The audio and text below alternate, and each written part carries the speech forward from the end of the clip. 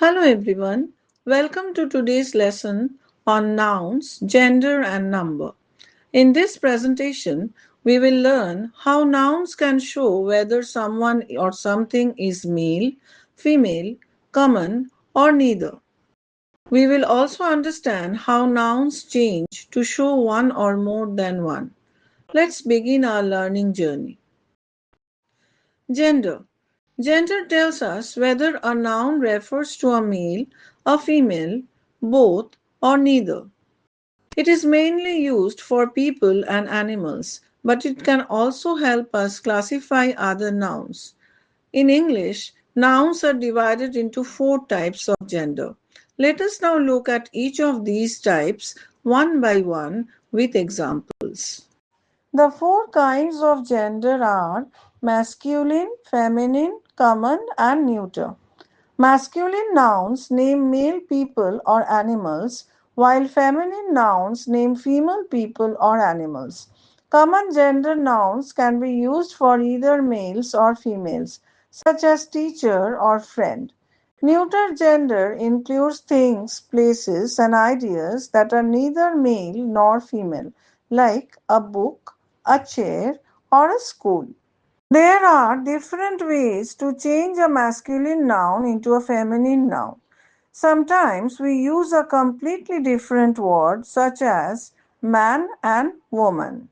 In some cases, we add ess to make the feminine form, like lion and lioness. However, many modern English words, such as doctor, teacher, and student, are used for both males and females without any change. Masculine feminine pairs. Here are some common examples of masculine and feminine nouns. Learning these pairs will help you recognize the correct gender of different nouns. Some pairs use completely different words, while others are formed by adding a new ending. Try to read through these examples and remember the ones you use most often. Number. Number tells us whether a noun refers to one person, place, animal, or thing, or more than one. A noun that names only one is called a singular noun, while a noun that names more than one is called a plural noun.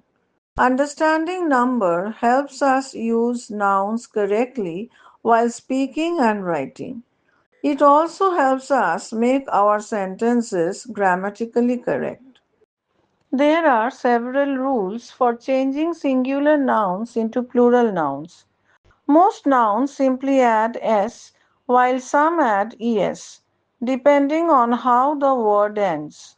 If a noun ends in a consonant followed by y, the y usually changes to ies. However, if the y comes after a vowel, we simply add s. Some nouns like sheep and deer remain the same in both singular and plural forms. Some nouns follow special rules when forming their plurals. Words ending in f or fe often change to ves, although there are a few exceptions. Some nouns change a vowel inside the word, while others have completely irregular plural forms that must be memorized. There are also nouns ending in o that may take either s or es, depending on the word. So, it is always helpful to practice these different patterns. Nouns can also be divided into countable and uncountable nouns. Countable nouns are things we can count, like books, apples, or students. Uncountable nouns are things that cannot be counted one by one, such as water, knowledge, or advice. We use different words with these two types of nouns, so it is important to know the difference. This brings us to the end of our lesson on nouns, gender, and number. I hope you now understand the different types of gender and number, along with the basic rules for using them correctly. Keep practicing these concepts with different examples to improve your grammar. Thank you for watching and happy learning.